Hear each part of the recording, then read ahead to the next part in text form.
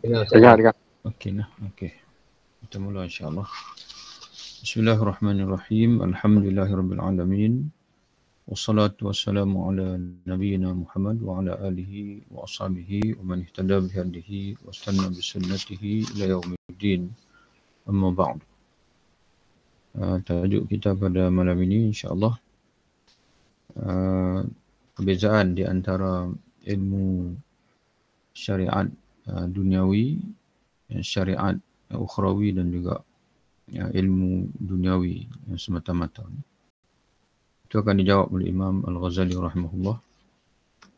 Kerana sebagaimana kita sebutkan sebelum ini daripada apa yang dapat kita faham daripada penjelasan Imam Al-Ghazali, ilmu fiqh itu sendiri, jika sekiranya hanya sekadar masalah-masalah fiqh, maka dia boleh bersifat dengan walaupun ilmu syariat, tapi dia bersifat keduniaan, sehinggalah apabila ilmu fiqh itu dikaitkan dengan tujuan akhirat untuk mencapai keredaan Allah Subhanahu Wa Taala, untuk beramal bagi persiapan bagi kehidupan di akhirat, barulah ilmu fiqh itu akan menjadi ilmu ukhrawi.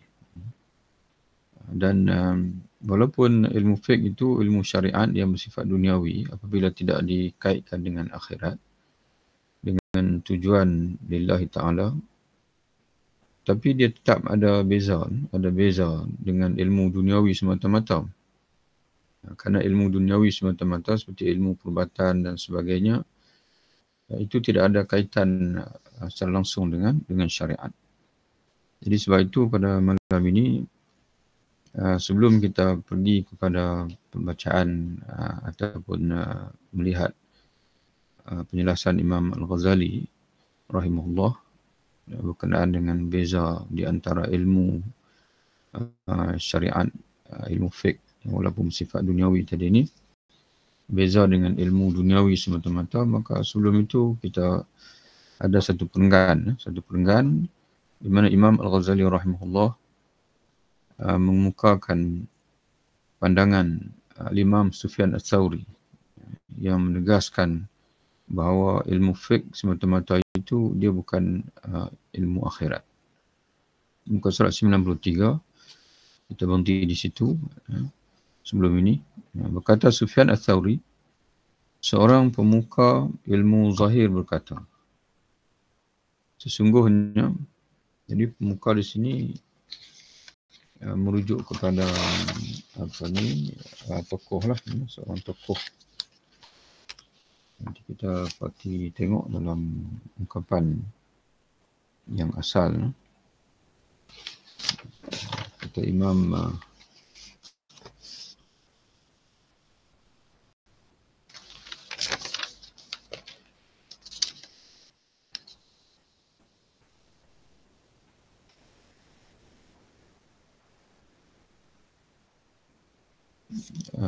jadi dia merujuk kepada Wakana Sufyan Ats-Tsauri, adalah Sufyan Ats-Tsauri bahwa imamun fi ilmu zahir, yang merupakan seorang imam dalam ilmu zahir, ilmu fiqh lah. Jadi menyakul, dia berkata, jadi seorang ulama fiqh, Imam Sufyan Ats-Tsauri, seorang tokoh dalam fiqh, walaupun begitu dia sendiri mengakui, apa kata dia? Jadi ilmu zahir lawan ilmu batin. Ilmu zahir iaitu ilmu syariat yang berkait dengan luaran manusia, anggota. Lawan pada ilmu zahir iaitu ilmu batin, ilmu tasawuf, ilmu yang berkait dengan ahwal qalbi, rohani, ruh, batin, jiwa. Jadi Imam Sufyan Ats-Tsauri, seorang pemuka, seorang imam, seorang tokoh dalam ilmu zahir, ilmu fiqh, hukum hakam zahir, dia sendiri berkata, sesungguhnya mempelajari ini, yakni ilmu fiqh ini, tidaklah termasuk perbekalan akhirat. Jadi bagaimana itu? Karena telah disepakati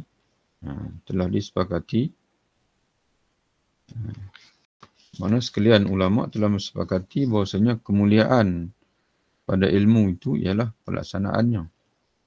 Sedangkan ilmu fiqh ini bukan tujuannya untuk pelaksanaan, tapi untuk fatwa, untuk penyelesaian masalah. Ya. Bukan untuk diamalkan ilmu fiqh ini. Jadi kena bezalah di antara ilmu dalam fiqh yang bersifat dipanggil, contoh macam solat itu adalah fardu. Itu sebenarnya dia bukan fiqh. Itu dipanggil perkara yang al-ma'lum minad-din bil-daruri. Semua orang, sama ada tokoh akidah ke, tokoh fiqh ke, tokoh tafsir ke, apa saja tokoh, semuanya mengakui perkara tersebut. Jadi fiqh yang sebenarnya ni adalah dia cabang, ilmu cabang. Dia bukan ilmu usul, dia ilmu cabang. Permasalahan-permasalahan yang berkait dengan cabang. Jadi kerana itu sebahagian ulama dibezakan di antara istilah syariat dan juga fiqh. Fiqh ini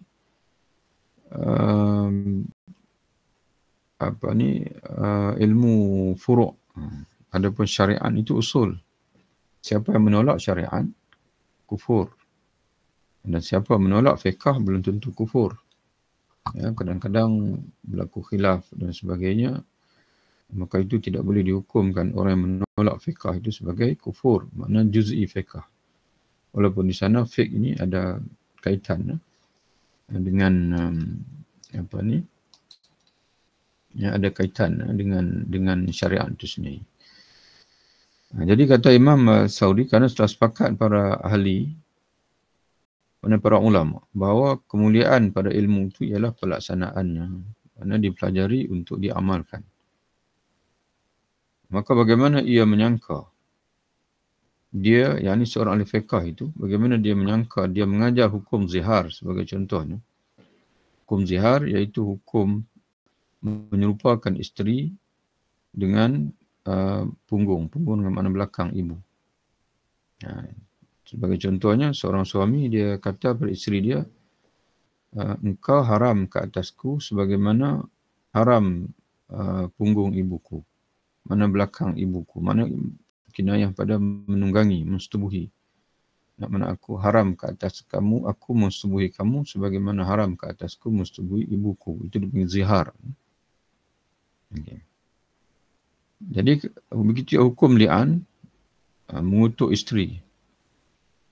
Li'an ini adalah dipanggil menuduh isteri dengan tuduhan zina. Suami menuduh isteri dengan tuduhan zina. Itu benda li'an. Hukum salam, jual beli. Benda yang belum dilihat si pembeli. Ini salam lah. Dipanggil bai'u syai'in mausufin fi dhimmah. Menjual sesuatu yang belum ada tapi disifatkan dalam perjanjian. Itu dipanggil dhimmah. Ini soalan-soalan fiqh, persoalan-persoalan yang berkait dalam fiqh, sewa menyewa dan tukar menukar wang. Yang dipanggil apa ni? Sarf. Dan orang yang pelajari hal-hal tersebut untuk mendekatkan diri kepada Allah adalah gila. Jadi ini bukan untuk mendekatkan diri kepada Allah. Dia belajar, dia menghafal masalah zihar, dia menghafal masalah li'an, dia menghafal masalah salam. Dan tidak ada amalan yang dia perlu lakukan. Dia hanyalah diperlukan apabila ada soalan ditanya. Apabila soalan ditanya berkait dengan muamalat, berkait dengan nikah kahwin dan sebagainya. Ya, ataupun ada orang yang memerlukan. Kecuali situ, kalaulah dia belajar ini dengan niat untuk menyelesaikan masalah manusia, supaya manusia ini sentiasa berada dalam situasi pematuhan pada syariat. Dengan ada niat itu, maka barulah dia menjadi ibadat. Tapi dari segi amalan, tidak ada amalan. Berbeza dengan seorang yang mempelajari tentang taqwa, mempelajari tentang ikhlas, mempelajari tentang khusyuk, dan mempelajari tentang salat, dia panggil mempelajari tentang puasa dan sebagainya. Itu ilmu-ilmu yang mana di sana ada amalan dia. Ada amalan dia di situ. Jadi kata Imam Ghazali, mempelajari semua masalah-masalah ini untuk mendekatkan diri pada Allah, orang akan kata itu adalah satu gila, tak realiti lah. Sesungguhnya perbuatan itu, tulis buat hasyiah sikit. Sesungguhnya perbuatan ini amal untuk mendekatkan diri kepada Allah itu ialah amal dengan hati dan anggota tubuh pada segala amal taat. Itu baru taqarrub ila Allah itu bagaimana yang dikatakan taqarrub ila Allah, iaitu dengan perbuatan, dengan perbuatan yang disertakan dengan hati dan juga anggota tubuh. Jadi sebab itu Imam Al-Ghazali rahimahullah, kalau kita perhatikan di dalam bab yang ke depan nanti, apabila dia menghuraikan berkenaan dengan rahsia bersuci, rahsia salat, rahsia puasa, zakat dan sebagainya, maka dia menegaskan bahawa yang pentingnya bukan masalah-masalah fiqh itu. Yang pentingnya ialah kita mempelajari taharah untuk kita melaksanakan taharah sebagaimana disuruh oleh Allah bagi mencapai tujuan ubudiah kita kepada Allah dan juga pembersihan dipanggil. Pembersihan diri dipanggil. Begitu juga solat. Solat kita mempelajari fiqh solat Imam Al-Ghazali dalam rahsia solat bukan untuk kita mempelajari hukum hakam solat begitu begini dan sebagainya, tapi untuk membolehkan kita melaksanakan solat bagi mencapai tujuan solat, iaitu zikrullah. Wa aqimus salata lidzikri, dan dirikanlah solat untuk mengingatiku. Jadi kita barulah dia jadi akhirat. Tapi kalau kita mengaji solat itu, seorang yang mengajari solat, dia mempelajari setiap perincian dalam kitab Minhajut Talibi Imam Nawawi, masalah dia panggil al-asah, as-sahih, kemudian wa fi qaulin ataupun qila, ada ulama kata begitu, ada ulama kata begini dan sebagainya, tapi dia tidak banyak semayang. Dia banyak hanya dia dalam kepalanya itu banyak masalah fiqh, tapi dia tak banyak beramal. Maka ilmu fiqh itu bukan ilmu akhirat. Dia panggil ilmu untuk menyelesaikan masalah keduniaan manusia lah. Bila ada orang tanya, dia jawab. Tapi dia sendiri pun tidak beramal. Walhasyalillah. Wal'ayazbillah. Mana tersasar lah. Tersasar di situ. Dan insyaAllah, Tuan Bersilana pun dah bagi kepada sahabat-sahabat kita untuk semak. Dan insyaAllah nanti kita akan baca intisari yang dah buat. Kita ambil satu masa lebih kurang 1 jam. Kita baca intisari daripada kitab Bidayatul Hidayah Imam Al-Ghazali. Bila kitab intisari itu, tuan-tuan dan puan sekalian akan nampak lebih jelas lah tujuan untuk ilmu kata Imam Ghazali ialah untuk mencari hidayah. Itu tujuan besar, untuk mencari hidayah. Dan dengan hidayah itu kita ingin bergerak menuju Allah Ta'ala. Alladzina jahadu fina lanahdiyannahum subulana. Orang-orang yang bermujahadah untuk mencapai redha kami akan beri kepada dia, akan beri petunjuk kepada dia jalan-jalan kami. Jalan-jalan yang menyampaikan dia kepada kami. Jadi kerana itu sesungguhnya perbuatan itu, perbuatan ataupun amal untuk mendekatkan diri kepada Allah itu ialah dengan hati. Dengan hati dan juga anggota tubuh. Maknanya gabung dua-dua lah. Pada segala amal ketaatan. Dan kemuliaan. Kemuliaan sebenarnya itu ialah amalan-amalan itu. Bukan masalah-masalah. Bukan masalah fiqhi. Masalah amalan-amalan itu. Amalan-amalan yang menggabungkan hati dan juga menggabungkan dia panggil anggota. Jadi kerana itu sebagai contohnya dalam solat, Imam Al-Ghazali menyebutkan bahawa dia menggabungkan qalbiyah, qauliyah dan juga fi'liyah. Ya. Contoh macam kita kata, hati ni hadir ikhlas, hadir khusyuk. Kemudian qauliyah pula, kita baca yang bukan semata-mata kita membaca itu mulut kita melafazkan, tapi kita kosong daripada munajat. Kerana tujuan solat di antaranya adalah munajatillah wal hiwar, dan juga kita bercakap dengan Allah Ta'ala. Bila bercakap ini, dia mesti meluahkan isi hati. Kata Imam Ghazali, dalam kitab apa dalam sembilan tu? Dalam kitab Ihya juga, dalam bab Asrarus Salah. Kata Imam Ghazali, bila solat itu kita letakkan, dia adalah munajat pada Allah dan juga hiwar, kita bercakap dengan Allah Ta'ala, maka dikatakan munajat dan juga hiwar itu, dia mesti keluar daripada hati. Bukan dengan lidah saja, itu orang tak panggil munajat, tidak panggil bersembang. Kalau lidah saja sebut tapi tak faham apa pun langsung. Dan kita tak tahu apa kita nak. Apa yang kita nak. Dan rokok dan juga sujud pula, kata Imam Ghazali, ialah semata-mata ta'zim untuk mengagungkan Allah. Kita akan faham apa pun. Kita tak faham apa ada di sebalik sujud, apa ada di sebalik rokok. Kita tidak faham. Ya, tak tahu. Kenapa tak menyerap terus? Bila kita salat, kalau nak kira dari segi lebih rendah itu ialah kita menyerap terus, tapi tak disuruh oleh Allah Ta'ala begitu. Allah Ta'ala suruh kita rokok, kita rokok. Semata-mata kerana patuh, kerana mentakzim Allah Ta'ala, mengagungkan Allah. Allah Ta'ala suruh rokok, sujud, kita sujud. Allah Ta'ala suruh kita bersimpuh, kita bersimpuh. Kita tak faham apa pun, sebab apa. Ya, kita buat, kerana apa? Untuk menzahirkan kepatuhan, takzim dan sebagainya. Jadi kerana itu, setiap perbuatan itu, kata Imam Ghazali dalam Asrarus Salah, mesti bila kita kata tujuan perbuatan itu, rokok, sujud, bersimpuh di depan Allah Ta'ala, berdiri di hadapan Allah, ialah semata-mata mengagungkan Allah, maka dalam hati kita itu mesti hadir bersama perbuatan itu, hadir haibah. Perasaan hebatnya Allah Ta'ala, kita sedang berdiri, sedang bersimpuh, sedang sujud kepada Tuhan yang Maha Agung.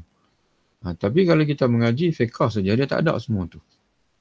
Ya, memang dalam kitab fiqh tidak ada. Sama ada kitab Safinatun Najah, sama ada kitab Minhajul Qasidi, dalam matan Minhaj Imam Nawawi ke, sama ada apa saja kitab matan fiqh, dia tak ada yang tu. Jadi sebab itu ulama-ulama dia gandingkan 3 pengajian serentak. Akidah, fiqh dan juga tasawuf serentak, supaya baru dapat. Kalau mengaji satu, mana kita mengambil masa yang panjang lah, kerana kitab fiqh, satu kitab fiqh tu memakan masa berbulan dan kadang-kadang bertahun. Kalau tuan-tuan mengaji fiqh saja, lepas tu baru nak mengaji tasawuf, tuan-tuan hanya akan berjumpa setahun, selepas itu baru berjumpa khusyuk, baru jumpa haibah, baru jumpa tafahum, mana semua-semua dipanggil af'alul qalbi, perbuatan-perbuatan yang mesti ada dalam hati kita ketika kita salat itu. Tapi kalau kita baca kitab Ihya Ulumuddin, yang mana Imam Ghazali dah cantum siap-siap. Bila dia cerita bab semayang pun, dia cantum 3-3 siap-siap dah. Dia cantum siap-siap. Jadi itu kelebihan dia, cumanya tak tahulah bila kita nak boleh sampai kepada Asrarus Salah itu. Cuma baru-baru ni, itu pun dah siap dah insya-Allah. Siap taharah dan juga salat. Maqasid as-salah. Maqasid, apa yang sepatutnya kita capai daripada salat, yang nak bawa keluar juga daripada kitab Ihya ni juga lah. Maqasid as-salah. Itu dalam 1 jam pun selesai. Mana perkara yang berkait dengan hati saja. Imam Ghazali sebut dalam kitab Ihya Ulumuddin. Itu pun dah keluarkan dan insya-Allah sudah tengah susun balik nanti. Mana kita ada 2 tajuk. Tuan-tuan tunggulah nanti pihak pengurusan kita ni, saudara Akif dan juga teman-teman kawan-kawan yang lain tu, dia akan datanglah dua majlis yang kita akan lakukan. Satu, dia panggil, kita baca intisari kepada Bidayatul Hidayah dalam 1 jam untuk kita tengok tujuan untuk ilmu. Yang keduanya, kita baca maqasid as-salah. Dan maqasid as-salah, tujuan sembahyang. Sebagaimana yang ditulis oleh Imam Al-Ghazali dalam kitab Ihya Ulumuddin. Itu pun dalam sejam boleh selesai, insya-Allah. Kerana kita tak boleh panjang-panjang. Ilmu-ilmu yang utama ni, kita fokuskan untuk kita beramal. Untuk kita fokuskan, kita mengaji saja, lepas tu kita boleh terus beramal, insya-Allah. Adapun macam pembacaan kita pada malam ini, itu mengikut susunan asal lah. Itu pun tuan-tuan bersekalian ada bagi tajuk supaya tuan-tuan senang nak faham. Kemudian selesai yang itu. Jadi Imam Sufyan Ats-Tsauri, dia menjelaskan kepada kita untuk menjadikan ilmu fiqh itu akhirat, dia mesti ada dua tujuan. Satu berkait dengan hati, satu berkait dengan anggota tubuh. Iaitu kedua-duanya itu mesti jadikan sebagai amal ketaatan. Mesti ada dua-dua sekali. Itu pun lebih senang kalau tuan-tuan nak faham, kita ambil ungkapan ulama yang lain, iaitu Imam Fudail Ibn Iyad. Imam Fudail Ibn Iyad, ketika dia menghuraikan firman Allah dalam surah Al-Mulk. Surah Al-Mulk, Allah Ta'ala menyebutkan alladhi khalaqal mauta wal hayata liyabluwakum ayyukum ahsanu amala. Allah Subhanahu Wa Ta'ala, Tuhan yang menjadikan kehidupan manusia ini berlegar di antara kematian dan kehidupan. Allah jadikan kita ni tidak seperti batu, tidak ada kehidupan, dan tidak seperti malaikat yang mana terus hidup, tidak ada kematian kecuali hujung zaman. Tapi Allah Ta'ala jadikan manusia ni ada masa dia hidup, ada masa mati. Kemudian hidup, mati. Dia ada masa dia mati. Mati ni memang tidak ada. Kemudian dihidupkan oleh Allah. Kemudian dimatikan oleh Allah. Kemudian hidup semula. Kenapa? Kata Allah, karena liyabluwakum. Karena dia ini Allah ingin menguji kamu. Menguji kamu, uji dari segi apa itu? Ayyukum ahsanu amala. Siapakah di kalangan kamu ini yang terelok amalan dia? Yang terelok amalan dia. Jadi apa makna yang terelok amalan itu? Kata Imam Fudail bin Iyad, iaitu akhlasuhu wa aswabuhu. Iaitu siapa yang paling ikhlas dan juga yang paling betul amalan dia. Jadi sebab itu bila kita mengaji syariat ini, yang pertama sekali ialah kita nak cari yang betul. Nak sembahyang bagi betul, nak puasa bagi betul. Itu yang kita kena fokuskan. Yang keduanya ialah macam mana kita nak buat amalan yang kita telah pastikan begitulah yang dikenal oleh syarak itu, kita nak buat sehabis ikhlas. Satu berkait dengan hati, ikhlas berkait dengan hati, dan satu berkait dengan fiqh. Jadi bila gabung dua-dua itu, barulah dia panggil, dia akan menjadi ilmu akhirat. Maknanya ilmu fiqh ni dipelajari dengan niat untuk beramal. Amalan kita tu, nak pastikan amalan kita tu betul. Kemudian kita masukkan pula, dia panggil ilmu hati di situ. Ilmu hati ni, mana ilmu kita mengaji kita ni, ilmu tasawuf lah.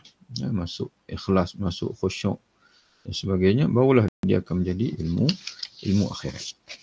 Dia dah pun belajar ilmu fiqh semata-mata untuk mengetahui permasalahan fiqh. Supaya kita boleh jawab soalan-soalan orang lain, boleh beri fatwa dan sebagainya. Maka itu dia panggil tidak akan menguntungkan kita di akhirat. Tidak akan menguntungkan kita di akhirat. Lainlah kalau ulama-ulama tuan-tuan sekalian memang dia belajar dan Allah Ta'ala jadikan dia ulama untuk menjawab persoalan dan sebagainya, dan ikhlas dia lah. Dia menjawab itu dengan niat ikhlas lillahi ta'ala untuk menyampaikan ilmu Allah. Maka itu akan menjadi ibadat. Kemudian sambung lagi, kalau anda bertanya, mengapa tidak aku samakan antara ilmu fiqh dan ilmu kedoktoran?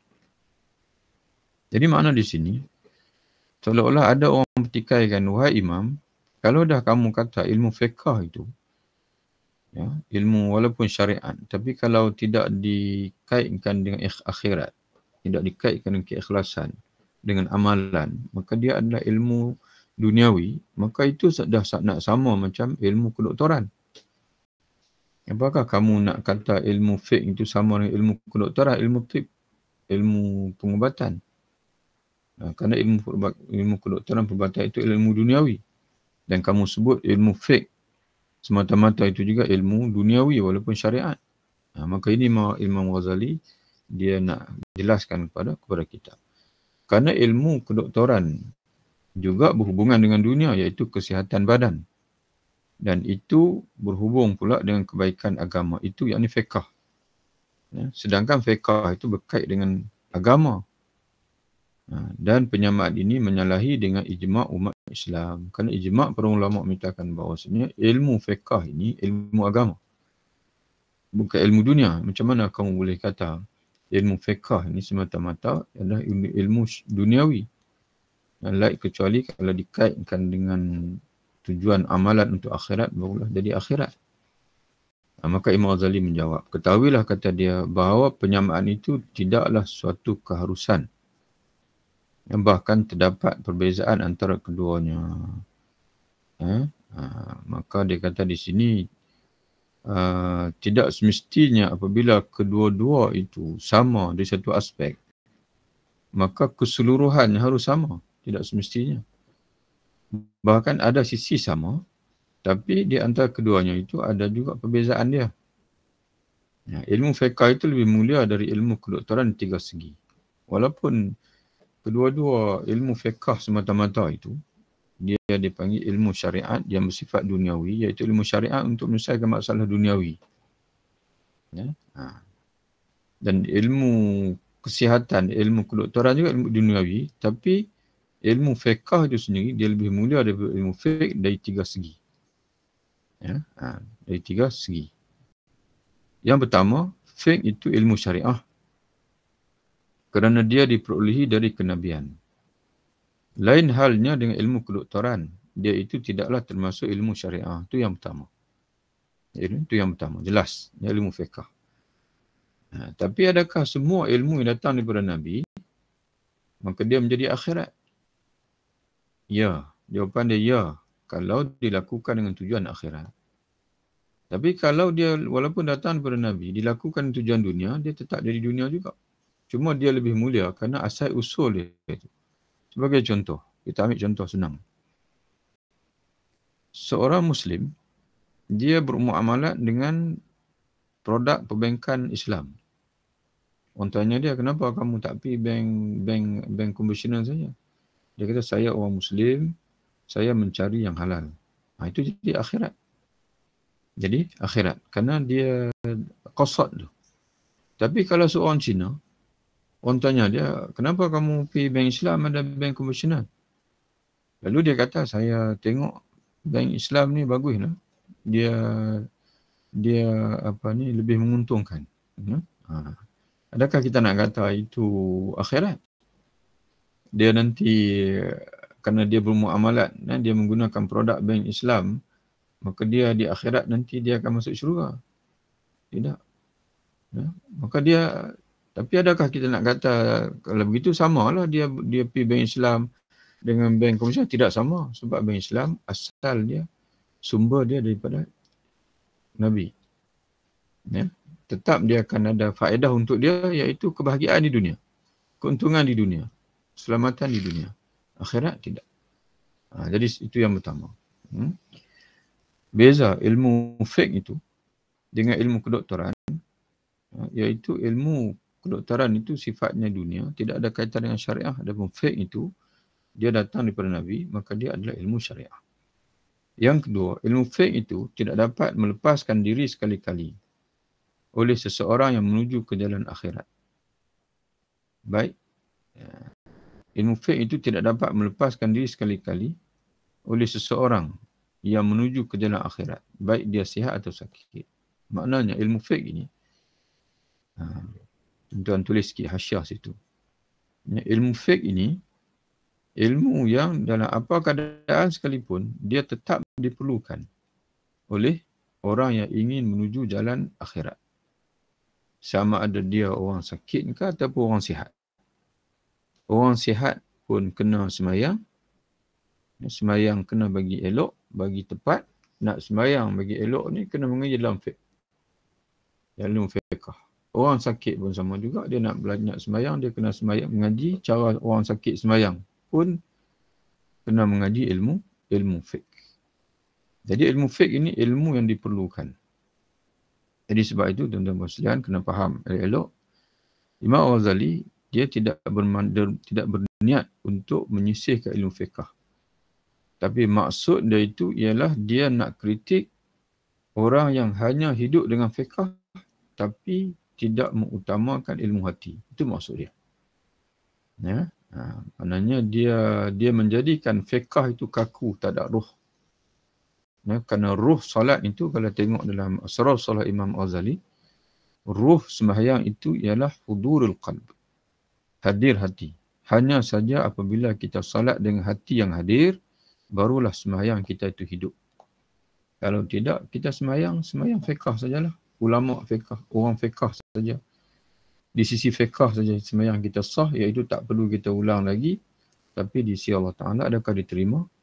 Ada kemungkinan tak diterima. Kerana solat dengan dalam keadaan tidak ada taqwa. Innama yataqabbalullahu minal muttaqin. Sesungguhnya Allah Ta'ala hanya menerima amalan daripada orang bertakwa kepada Allah. Taqwa ni apa? Nabi tunjuk di dada. Taqwa huna. Taqwa di sini kata. Taqwa di sini. Taqwa di sini dalam hati. Jadi Imam Ghazali dia tidak nak jadi ahli sufi. Adakah boleh menyisihkan fiqh? Tidak boleh menyisihkan fiqh. Mesti melalui jalan fiqh.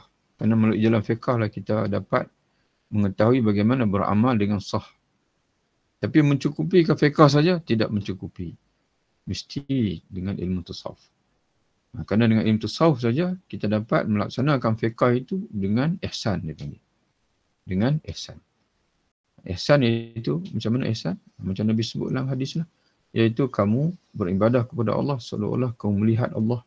Ataupun sekurang-kurangnya kamu merasakan Allah memantau kamu. Melihat kamu. Yang ketiga ilmu fiqh itu. Sedang dia kata ilmu kedoktoran tidak diperlukan melainkan oleh orang sakit. Dan orang sakit itu sikit saja berbanding orang sihat. Jadi sebab itu orang sihat, dia tak perlu hospital, dia tak perlu doktor, dia tak perlu ubat. Dia sihat. Jadi ilmu kedoktoran hanya diperlukan oleh orang sakit berkerat saja. Tapi ilmu fiqh, orang sakit, orang sihat memerlukan dia, orang sakit pun memerlukan dia. Cuma fiqh saja tak mencukupi, melainkan mesti dipanggil orang kata apa? Diperkukuhkan dengan tasawuf. Jadi sebab itu tuan-tuan bersekalian, ada setengah orang tanya, Ustaz, baca kitab Imam Ghazali, kitab tasawuf, adakah Ustaz sudah mencapai tahap ahli sufi? Jadi tuan-tuan bersekalian, kita bukan nak jadi ahli sufi. Kita nak jadi al-muttaqin, orang bertakwa. Kita nak jadi orang bertakwa. Jadi nak jadi orang bertakwa ni, dia mesti jelas sahih akidahnya. Mesti benar amalan dia. Dan juga mesti bersih hati dia. Itu tujuan kita. Kemudian nak panggil ahli sufi ke, nak panggil apa saja istilah itu mana istilah-istilah yang datang kemudian. Tapi istilah yang memang digunakan oleh syarak, al-wajannatin Allah samatul ard, syurga itu luasnya sangat luas kata Allah. Lebarnya itu selebar langit dan sekalian langit dan bumi, disediakan untuk orang bertakwa. Jadi nak masuk syurga ini Allah Ta'ala tak sebut dia itu orang sufi ke bukan sufi ke tidak. Nak masuk syurga ni adalah takwa. Jadi sekarang macam mana nak jadi orang bertakwa kepada Allah Subhanahu Wa Ta'ala. Jadi sebab itu tuan-tuan bersekalian, Ana baca dengan tuan-tuan ni bukan kerana merasakan bahawasanya sudah menjadi ahli sufi ataupun sudah mencapai tahap wali ke apa ke, tidak. Kita tak tahu. Yang kita tidak tahu. Tapi nak saling melengkapi. Kerana bila tak baca dengan tuan-tuan ni, kadang-kadang tak baca lah. Mana dia seorang-seorang ni baca tak seronok. Bila baca dengan tuan-tuan Puan Selian ni, dia ada lebih dia lagi semangat. Di samping nak kena, kalau tuan-tuan mungkin dengar kali pertama, Ana sebelum cerita ni kena baca dulu. Jadi Ana baca 2 kali dah. Tadi baca, ni sekali baca pula 2 kali. Itu untung kita baca buku ni. Dan baca dengan orang lain. Mana kita murajaah pada masa yang sama. Jadi mana kita sama-sama kena faham. Tidak ada yang sempurna. Tidak ada yang sempurna dan mungkin silap. Kesilapan tu mungkin ada. Dalam baca, memahami apa yang Imam Al-Ghazali ingin sampaikan kepada kita tu mungkin ada kesilapan. Dan kalau tuan-tuan parti tengok memang betul ada kesilapan, maka boleh suarakan. Mungkin kita boleh discuss sama-sama, insya-Allah.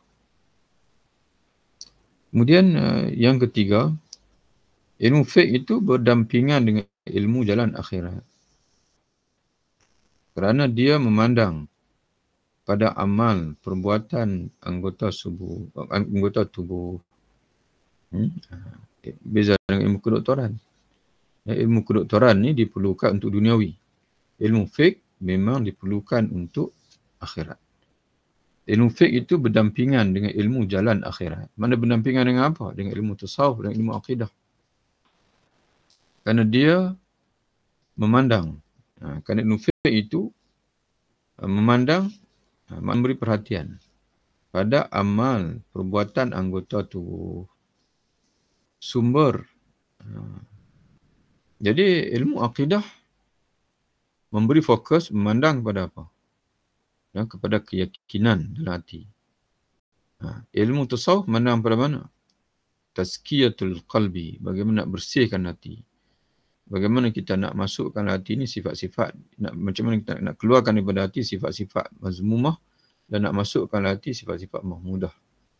Ilmu fiqh pula macam mana kita nak betulkan amalan anggota kita. Jadi 3 ilmu ni mesti berdampingan menuju ke akhirat. Tapi ilmu perubatan tidak. Ilmu perubatan ni takat sihat dipanggil untuk kita duniawi kita lah. Kerana dia memandang pada perbuatan anggota tubuh. Sumber dan tempat terjadinya amal perbuatan anggota tubuh itu adalah perilaku hati dan jiwa. Jadi kalau kita kata ilmu fiqh ini, dia fokusnya, dia mandang kepada amalan tubuh. Perbuatan luaran tubuh. Tapi perbuatan luaran tubuh ni dia main daripada mana? Main daripada hati. Jadi ala kuliah pusing ke mana pun, ilmu fiqh ni tetap dia ada kaitan dengan hati. Yang terpuji daripada amal perbuatan itu adalah yang timbul dari budi pekerti yang terpuji. Tuan-tuan tulis hasyiah sikit. Iaitu budi pekerti yang terpuji dalam hati. Dipanggil dalam hati. Yang melepaskan diri dari bahaya di akhirat. Mana benda yang terpuji yang ada dalam hati kita ini, itulah yang akan membebaskan diri kita dari bahaya di akhirat. Bila ada dalam hati kita ini iman kepada Allah, maka itu yang menyebabkan kita tergerak untuk tanya. Saya beriman dengan Allah. Allah Rabb, Tuhan. La ilaha illallah. Apa yang Allah Ta'ala redha? Allah Ta'ala redha kalau kamu jaga sembahyang. Dia punca daripada hati. Tapi kalaulah ada iman saja dalam hati, maka kita sembahyang sajalah. Kerana tak cukup. Dia panggil budi pekerti yang terpuji dalam hati tak cukup. Kita hanya sembahyang tapi tidak ada keikhlasan. Kerana keikhlasan belum ada dalam hati. Baru ada keyakinan. Dia panggil keyakinan bahawasanya kita kena sembahyang. Sembahyanglah macam kita sembahyang hari ni lah. Ramai orang sembahyang tapi tidak khusyuk.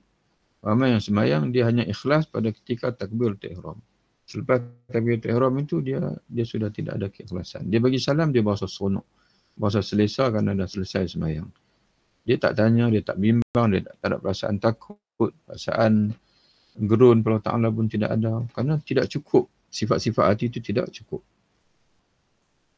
Yang tercela adalah timbul dari budi pekerti yang tercela. Mana perbuatan yang tercela timbul daripada budi pekerti yang tercela, tulis hasyiah sikit situ, dalam hati.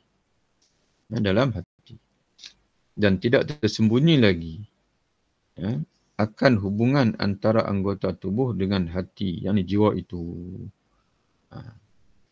Adapun sihat dan sakit, ini ilmu perubatan kata dia, maka tempat terjadinya adalah bersih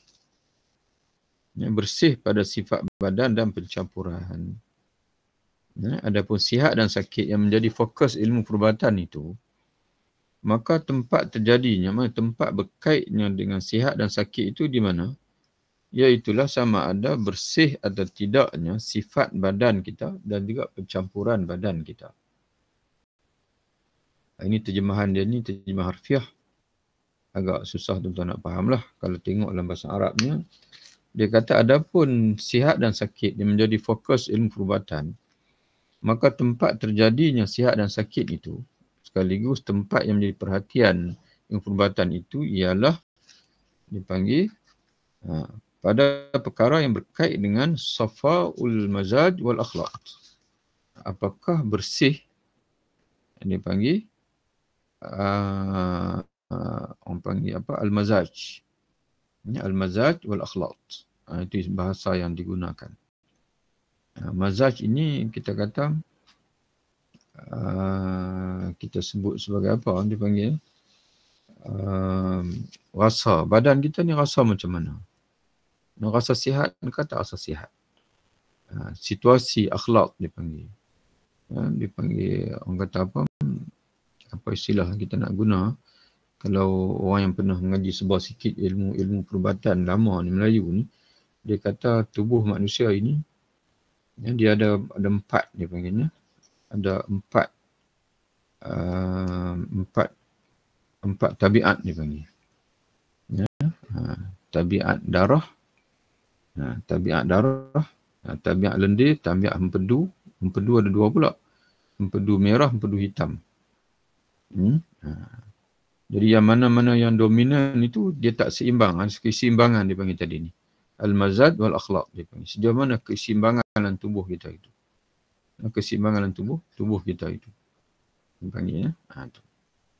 Jadi keseimbangan itu dia sebut panas, sejuk. Panas, sejuk, lembap, kering. Itu semua dia panggil keseimbangan dalam tubuh kita. Jadi kalau seimbang, tubuh kita ni seimbang, unsur tabiat darahnya seimbang, lendirnya seimbang. Sebagai contohnya tabiat darah ni, tabiat dia apa? Darah ni dia tabiat dia panas dan lembap dan juga manis. Panas, lembap dan juga manis. Kalau tabiat lendir pula, dia tabiat dia sejuk, lembap dan juga masin.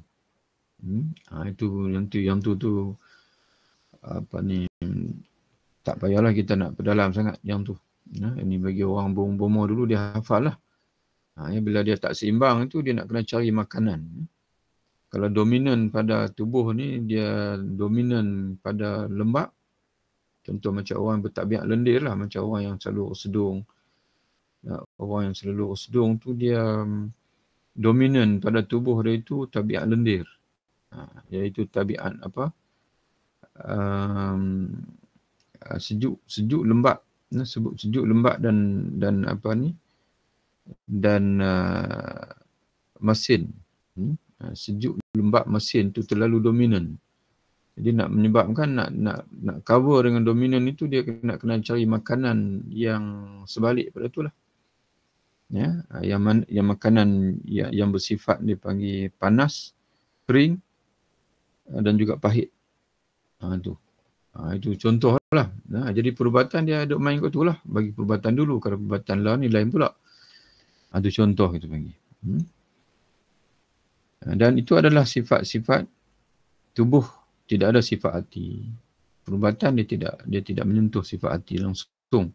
Maka manakala dihubungkan ilmu fiqh dengan ilmu kedoktoran, nescaya tampaklah kemuliaan pada fiqh itu. Jadi bila dibandingkan ilmu fiqh dan kedoktoran, memanglah tak dapat dinafikan ilmu fiqh itu lebih tinggi daripada ilmu kedoktoran. Namun kata dia, apabila dihubungkan ilmu jalan ke akhirat dengan ilmu fiqh pula, maka tampaklah pula kelebihan ilmu jalan ke akhirat. Banding ilmu fiqh, ilmu kedoktoran, ilmu fiqh lebih tinggi. Kerana dia daripada syariat. Dia ada kaitan dengan hati juga. Ilmu fiqh, ilmu kedoktoran tak ada langsung kaitan dengan hati. Tapi kalau dibanding ilmu fiqh saja dengan ilmu akhirat, ilmu jalan ke akhirat, biasanya Imam Al-Ghazali dia maksudkan ilmu jalan ke akhirat, ilmu tasawuf lah. Ya, maka ilmu itu lebih tinggi daripada fiqh. Tapi kalau kita cantumkan kedua-dua sekali, fiqh pun kita mengaji bagi elok, sekadar yang kita mampu, sekadar yang kita nak guna, dan ilmu tasawuf pun kita mengaji bagi elok, tambah lagi akidah, maka tuan-tuan puan sekalian lengkaplah, sempurnalah dipanggil binaan ilmu dalam diri kita. Jika anda menyatakan, uraikanlah kepadaku dengan jelas ilmu jalan ke akhirat itu yang menunjukkan isi serta tujuannya. Jadi oleh kerana bila dibandingkan ilmu fiqh dengan ilmu jalan ke akhirat, ilmu jalan ke akhirat itu lebih tinggi, lebih utama, maka ilmu itulah yang perlu kita beri perhatian sungguh-sungguh. Ya. Dan tuan-tuan sekalian, kalau mengikut pendekatan Imam Al-Ghazali, kerana di sana ada ulama-ulama tasawuf. Bila dia mengajar tasawuf, dia tak kaitlah dengan fiqh. Ya, dia kira tasawuf saja. Dia tak kaitlah dengan fiqh langsung. Tapi Imam Al-Ghazali, bila dia mengajar ilmu jalan ke akhirat, maka dia menekankan juga fiqh, tapi dalam kadar yang diperlukan sahaja. Dalam kadar yang diperlukan saja untuk menuju jalan ke akhirat. Maka tuan-tuan sekalian, kalaulah kita mengambil pendekatan Imam Ghazali ini, dengan kita mengaji ilmu jalan ke akhirat, terangkum di dalamnya itu akidah, fiqh dan juga tasawuf, ketiga-tiga sekali. Maka kata Imam Ghazali, jika anda menyatakan, jika anda bertanya kepadaku, uraikanlah kepadaku dengan jelas ilmu jalan ke akhirat itu yang menunjukkan isi serta tujuannya, meskipun tidak sampai terperinci benar, maka ketahuilah bahawa ilmu jalan ke akhirat itu ada dua jenis, ada dua macam, ilmu mukasyafah dan juga ilmu muamalah. Dan inilah tajuk yang paling penting yang tuan-tuan, yang kita nak kena perhati sungguh-sungguh. Ya. Kata Imam Ghazali, ilmu jalan ke akhirat itu dia ada dua jenis, ilmu mukasyafah, ilmu muamalah. Ilmu mukasyafah Allah Ta'ala saja yang boleh bagi dekat kita. Dan ilmu muamalah itulah kata Imam Ghazali yang kita nak kena mengaji sungguh-sungguh. Dengan hanya kita bersungguh-sungguh dengan ilmu muamalah, tapi kena faham muamalah Imam Ghazali ni bukan muamalah dalam fiqh tu. Muamalah bank, muamalah jual beli, bukan. Ini ilmu muamalah ini ialah ilmu bagaimana kita nak berhubung dengan Allah. Ya, ilmu taqwa dia panggil. Jadi dengan hanya saja kita bersungguh-sungguh dalam ilmu muamalah, baru kita akan sampai ilmu mukasyafah. Ilmu mukasyafah ni tak perlu dipelajari. Ya, maknanya dia itu anugerah Allah Ta'ala. Apabila kita bersungguh-sungguh dalam ilmu muamalah. Ya, dan hanya orang yang sudah mencapai, dipanggil peringkat, orang panggil apa, taqwa, awliya, baru boleh cerita ilmu muamalah ini. Jadi Imam Ghazali cerita dekat kita beberapa pengalaman dan sebagainya yang berkait dengan ilmu mukasyafah. Ilmu muamalah dia diceritakan betul perinci. Jadi tuan-tuan sekalian, begitulah kita pada hari ini. Sepatutnya kita setengah jam saja, tapi hari ini walaupun tak tengok jam, kita lanjut lebih dari setengah jam. Ya. Kita berhenti di situ. Mudah-mudahan beri manfaat kepada kita, insya-Allah. Wabillahi taufiq. Assalamualaikum warahmatullahi wabarakatuh. Waalaikumsalam.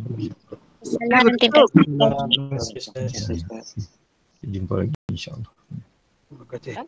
Sama-sama, insya-Allah.